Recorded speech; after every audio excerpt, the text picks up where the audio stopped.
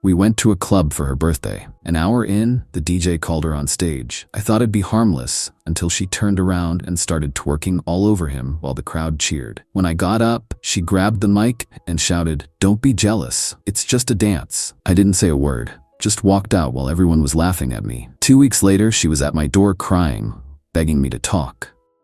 The worst pain isn't physical.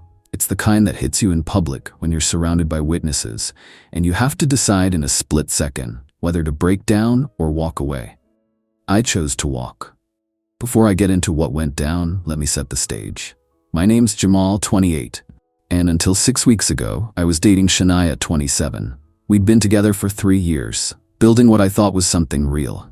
I work as an architect at a firm downtown, while Shania manages a boutique clothing store. We met through mutual friends at a cookout, and everything just clicked. She was stunning, ambitious, quick-witted. Everyone said we made sense together. My mom loved her. My friends respected her. I had even started looking at rings for our upcoming 3rd anniversary. Then came Shania's birthday. She wanted to celebrate at this upscale club called Onyx. Not really my scene, but it was her night, so I went all out. Rented a VIP booth, bought an expensive bottle service package, invited her closest friends, even got her a custom gold necklace with her birthstone that I planned to give her at midnight. I wanted her to feel special. The night started great. Shania looked incredible in a gold dress that matched the necklace waiting in my pocket. Our group was vibing, drinks flowing, music pumping. Shania was beaming, dancing with her girls while I handled the host, making sure everything was perfect.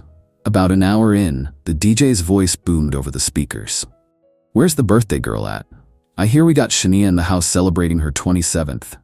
Her friends pushed her forward, cheering. I smiled, thinking this was just the club's standard birthday shout-out. Maybe they'd bring a sparkler-topped bottle or something. Harmless fun. Shania made her way to the stage, confidence in every step. The crowd parted. Phones came out to record. The DJ, a guy named Devin, who apparently ran these Friday night sets, reached down to help her onto the stage. "Let's show the birthday girl some love," Devin shouted, and the crowd went wild.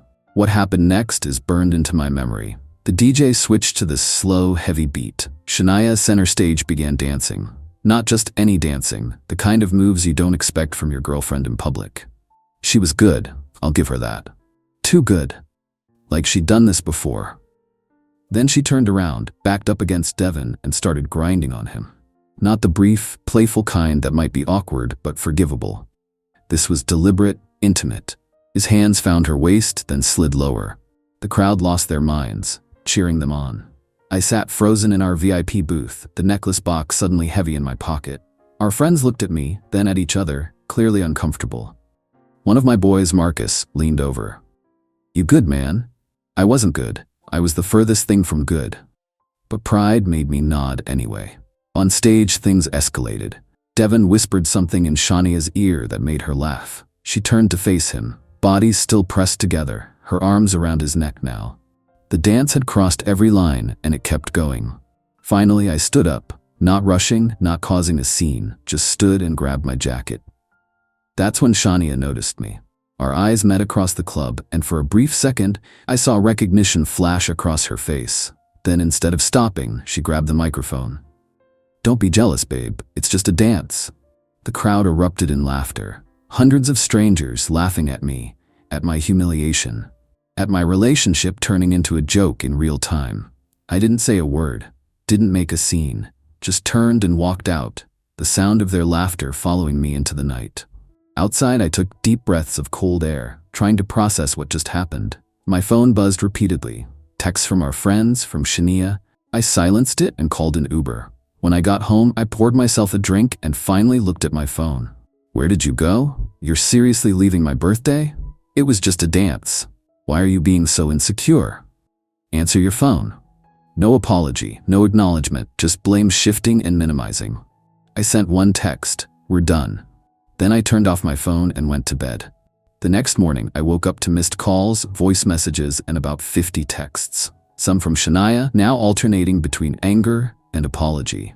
Some from friends who'd witnessed everything, checking if I was okay. I didn't respond to any of them. Instead, I spent the day packing up Shania's things from my apartment. Clothes, toiletries, books, gifts she'd given me, everything that reminded me of her, went into boxes. By evening, my place looked emptier, but I felt lighter. Monday came, and I threw myself into work, told my boss I needed extra projects to focus on. He didn't ask questions, just handed me files. I stayed late every night that week, redesigning, drafting, creating. I declined invitations, ignored social media, and spent weekends at the gym or with my parents. Anything to keep moving forward. Shania's attempts to contact me grew more desperate. She went from angry texts to lengthy apologies, from blaming me for overreacting to admitting she'd messed up. I read everything but replied to nothing. Then came the bombshell. My boy Marcus sent me a link. It was an Instagram story posted by someone who'd been at the club. The video showed Shania and Devin, the DJ, leaving together. After I left, after she finished celebrating her birthday with our friends, the caption, "Birthday girl getting special treatment from DJ Devin." It was time-stamped 2:37 a.m. Something inside me went cold. Not the hot burn of fresh betrayal, but the icy certainty of having made the right decision to walk away. Because this wasn't just about a dance, this was about respect, loyalty, and the truth that had been right in front of me. I blocked Shania on everything, changed my locks the next day. 2 weeks passed. I was healing, focusing on myself, reconnecting with friends who checked on me after that night. Marcus and I were grabbing dinner when he carefully brought up the subject. "You know she's been asking about you," he said, studying my reaction. "Says she's been trying to explain." "Nothing to explain," I replied. "Video made everything clear." Marcus nodded slowly. "Yeah, about that video, there's something you should know. It wasn't just that night." He pulled out his phone, showed me Instagram DMs from Kayla, one of Shania's closest friends who'd been at the birthday celebration. The message read, "I can't keep hiding this. Shania's been seeing Devin since they met at the New Year's Eve party. She made me promise not to tell anyone, but after how she treated Jamal at the club, I can't stay quiet. She even told me she planned that whole stage thing with Devin beforehand." Attached were screenshots Kayla had taken over the months, Shania's conversations with Devin that she'd shown off to Kayla, bragging about her side action. Messages where Shania complained about being boring and predictable, while Devin was exciting. Plans to meet up that aligned with nights Shania had told me she was working late or out with girlfriends. "Kayla sent me these because she was afraid to reach out to you directly," Marcus explained. "She feels guilty for keeping Shania's secret for so long. Said she tried to talk Shania out of it multiple times." I thanked Marcus for showing me, paid for our meal, and drove home in silence. The very next day, there she was, standing outside my apartment door when I returned from work. Her eyes were red, mascara smudged. She looked nothing like the confident woman who danced on that stage. "Jamal, please," she started, voice breaking. "I've been trying to reach you for 2 weeks. We need to talk." I stood there, keys in hand, suddenly exhausted. "There's nothing to talk about." "There is. What you saw, what you think you saw. It wasn't what it looked like." I almost laughed. "Which part? The grinding on another man in front of everyone, or leaving with him after I was gone?" Her face fell. "You know about that?" "I know everything, Shania, about that night, about the 6 months before, about all of it." She started crying then, real tears, not the calculated ones I'd seen her use to get her way before. "I made a mistake, a terrible mistake. But what we have is worth fighting for. 3 years, Jamal. Don't throw that away." I finally unlocked my door, then turned to face her one last time. "You threw it away, on stage, in front of everyone. And you know what the worst part is? It wasn't the dancing, or even Devin. It was when you grabbed that mic and humiliated me. When you made it clear that my feelings meant nothing compared to your good time." "I was drunk. I wasn't thinking." "You were thinking enough to plan it with him beforehand," I said quietly. Her silence confirmed it. "Goodbye, Shania." I stepped inside and closed the door on her protests. Through the wood, I heard her voice, now angry again. "You'll regret this. You won't find anyone who loves you like I do." Maybe she was right about the second part. I hoped no one else would ever love me the way she did. The next few days brought more attempts from Shania. She sent flowers to my office, left voicemails alternating between tears and anger, even had her mother call me, which was a new low. I stayed firm, responding to nothing. Then came an unexpected development. The video of Shania's birthday dance had been making rounds on local social media. Nothing viral, but enough that people in our circle had seen it.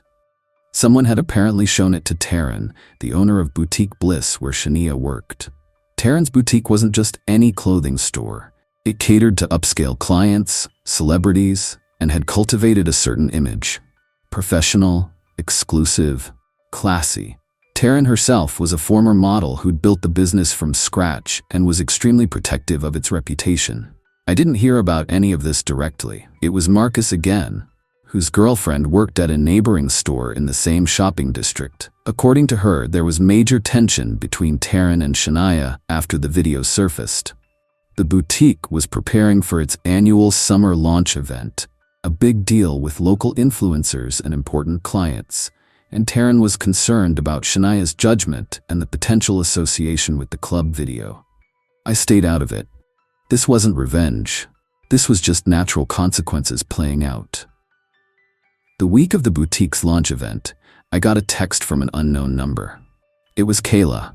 Thought you should know. Shania told everyone you're stalking her. Said you threatened to ruin her after the breakup and she's afraid of what you might do. She even convinced Taryn to hire extra security for their event because of you.